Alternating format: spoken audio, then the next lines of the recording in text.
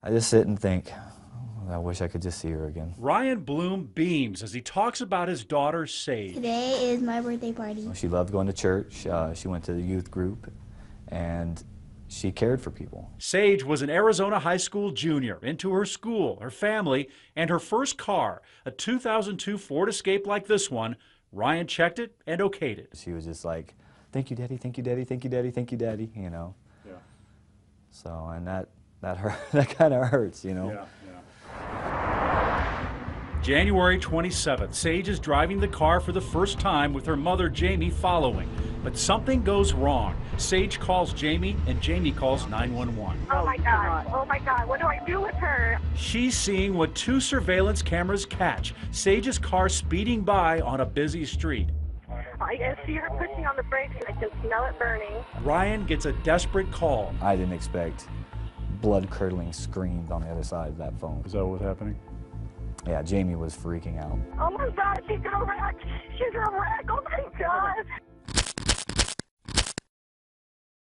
You know when that time stops and you just think, you know, please just, God, let her be okay. Eyewitnesses say Sage was swerving to avoid accidents until she couldn't. Her SUV rolled 3 times. Sage died hours later. We all just came together and cried, bawled. We discovered Ford issued a safety recall involving the accelerator cable on 2002-2004 Escapes, including Sage's car. Then we uncovered something Ford did not send to owners, and what some advocates say should have prompted a second recall. It's a warning sent to dealers 10 months after the recall, showing how mechanics could be making an incorrect repair. By the time dealers got the corrected instructions, Ford's own records show more than 300,000 of the Escapes had already been fixed, including the Escape Sage was driving. We showed Ryan Bloom and his attorneys what we found. There's the correct way, and there's the incorrect way. Wow. And now you're seeing it. Ford's own instructions show the potential danger. Damage could be caused if mechanics lift up on the speed control cable. This demonstration provided to us by the Bloom's expert for another case shows that could cause the plastic cover to break, the speed control cable to come loose, accelerate fast enough, and the cable can stick. Experts say that leaves the throttle open and the car traveling at very high speeds.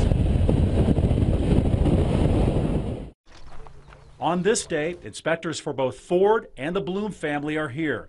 Bloom Inspector Bill Williams stakes a small camera through the engine, under the crucial cable area, being careful not to disturb any evidence. That's the catch. The speed control cable broken, lodged under the engine cover. The throttle stuck wide open. The Bloom's attorney Bob Boatman and Williams say what Ford warned its dealers against, damage to the speed control cable, is exactly what they say they found in the Escape Sage Bloom was driving the day she died. This is one of the clearest demonstrations I've ever seen of a safety defect in a vehicle. Clarence Ditlow says the Bloom's inspection was clear because the vehicle hadn't been moved since impounded, and technology allowed an examination of the speed control cable. He's with the Center for Auto Safety in Washington. This is a problem that is not behind us, it's in the future. Ditlow is so concerned about hundreds of thousands of Escapes that could be on the road with a bad repair, he's taking action. I don't see how Ford cannot do another recall. Ditlow's organization just filed a 144-page petition with NHTSA based partly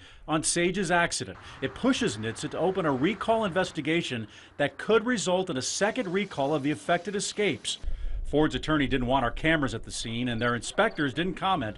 But now Ford is responding, saying, "We offer our deepest sympathies to the Bloom family for their tragic loss. We are in the midst of our investigation, and we've not reached any conclusions. We will work closely with NHTSA to determine the cause of the crash, and will take appropriate action if warranted by the outcome of the investigation." So what if you're driving one of those Ford Escapes? Ford says if you bring it in for service, this notice remains in their system, allowing dealers to check on recommended repairs. But Joan Claybrook, a former head of NHTSA, thinks the automaker should have to give some answers to the federal government for not sending owners a second notice. They didn't warn them properly because they never sent the letter that they sent to NHTSA and to their dealers. They never sent that letter to the consumer. If Ford is found to have violated the NHTSA statute for failure to recall, she believes Ford could be subject to civil fines, and she can't understand why that second notice wasn't issued. I'm just outraged that Ford would behave this way. I know that there's more out there that are running around with that bind in there, just waiting for the right circumstance to happen. Their circumstances, this expert says, came together like a perfect storm that day in January. Oh my God, my poor child. Cutting short a young life in this spot. Now only a cross is left here to keep her memory and the memory of her death alive. Oh my God, she's gonna wreck. She's gonna wreck. Oh my God.